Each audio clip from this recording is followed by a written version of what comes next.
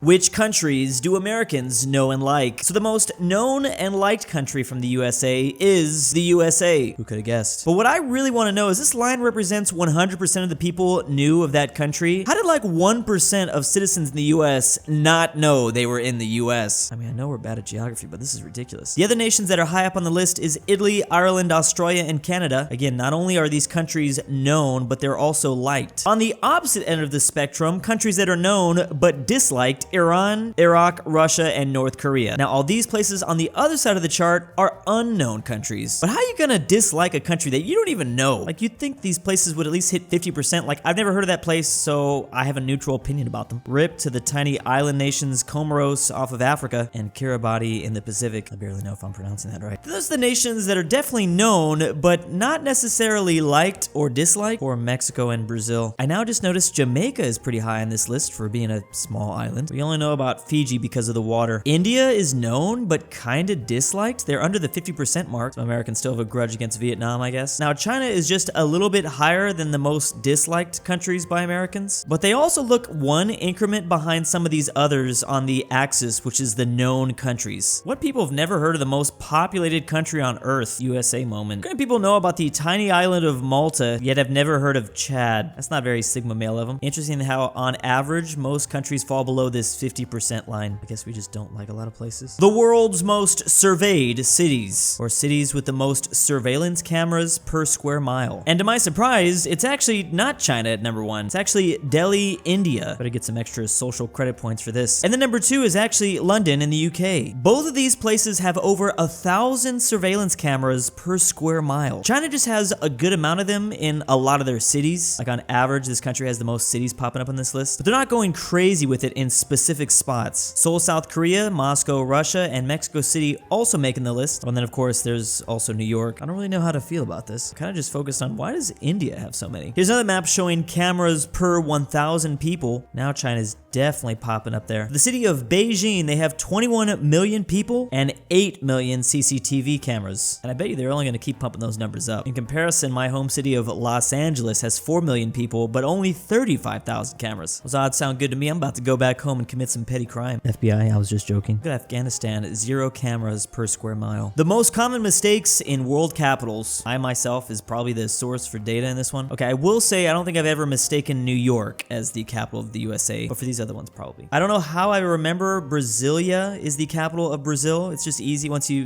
not Rio de Janeiro. I still think Sydney's the capital. In my heart, probably always will be. What is it, Canberra? Okay, yeah, just making sure. Just last week, I mistaked Zurich for the capital of Switzerland. It's actually Bern. Montreal or Toronto? Wait. Oh, Vancouver. Wait. Why am I blanking on Canada's capital? It's 3 hours later. It's not Toronto?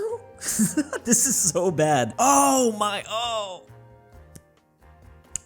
I can't believe it. It's not a good look. How long has this been the capital? Okay, to be fair, Ottawa's only been the capital of Canada for 150 years. My memory is just stretching back to 1849 when Toronto was it. Ankara is the capital of Turkey, and the city with an M in Morocco, what is it? Oh, nope, got that one wrong too. Wow. Oh, I was thinking of this one. To be fair, these capitals are hard. I know it's not convenient to put your most populated city as the capital of the country all the time. Where military aid to Ukraine comes from, between the months of January and August, the US has given $25 billion, the most by far on this chart. Then the second most from the UK with $4 billion, and surprisingly Poland with a lot. They ain't gonna allow anyone to mess with their neighbors. This gives more backstory to Poland and all the Article 5 memes. They're ready to go. They ain't messing around. Then Germany and Canada. Then the Czech Republic, Latvia, Australia, Estonia, and France. Look at these little countries giving so much. The Baltic states also not messing around. I mean, I guess these two directly border Russia, so they are a little more concerned. Lithuania as well, but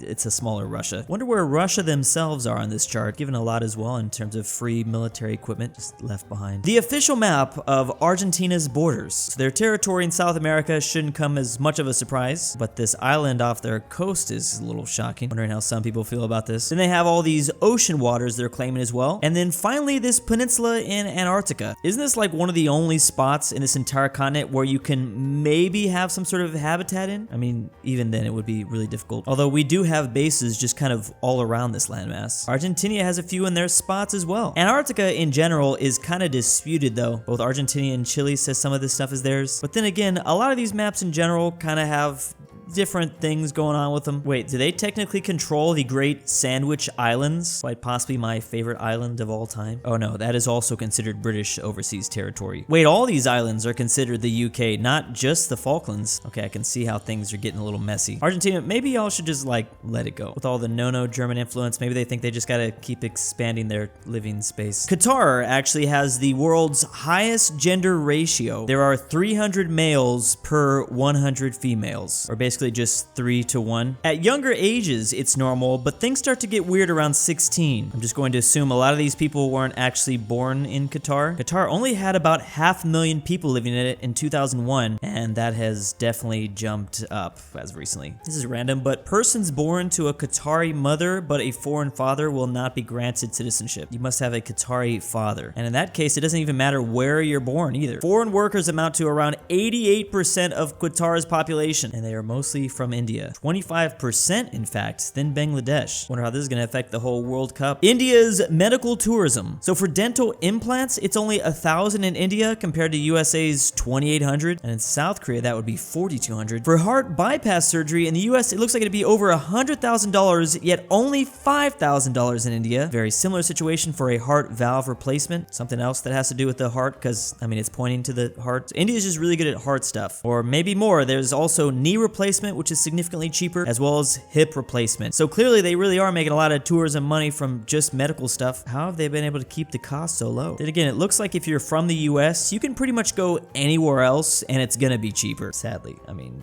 that's not really its price. It's just more fuel for the European no healthcare memes. Okay, duly noted. I'll now just leave the US whenever I have to do any medical stuff. I'd rather not spend $100,000 on. Who owned the land during the British rule over British Raj? So in the north of India, the green areas, the villages, owned the land. In the red, there were landlords, or this specific system. Finally, in the south, along the peninsula, the blue areas have individuals owning the land. And in white, these territories were not under British rule. I actually didn't even know that certain spots were ruled differently. And this is only for India. Like, what were they doing with Pakistan, Myanmar, Bangladesh? So these areas were still somewhat under control of the British, though. They were princely states or dependency. They pretty much answered to British rule. But all the red were directly under the British. And yes, this extends all the way from Pakistan to modern-day Myanmar. Except for a couple little city-states, Portugal had some things along there. So did France. France was mostly on the eastern side, whereas the Portuguese were on the west. Meta has laid off 11,000 people, or basically 13% of the workforce. But even with that, their numbers currently are still ahead of their first quarter of 2021. They had 72,000 employees then, and they still have 76,000. As of now, I've heard that there is going to be even more layoffs. So do they increase way too much during the pandemic? I'm just wondering why Meta needed 87,000 employees to begin with. 87,000, and yet like Facebook and Instagram are just complete dumpster fires? I'm wondering if the vast majority are working on the metaverse. That actually wouldn't be very good either. Like, it still needs a lot of work. And yet after all that, their stock is still pretty much plummeting. One idea for American high-speed rail. Oh, we can only dream. And this isn't all that unrealistic either. It's not like this map is asking New York to go straight to LA. I mean, this is reasonable. I mean, that's not that much within Texas. To go from Dallas to Houston, only an hour and 20 minutes. Now, the East Coast is probably the closest to being able to do something like this. In California, we have tried to just do LA to San Francisco for like 20 years. And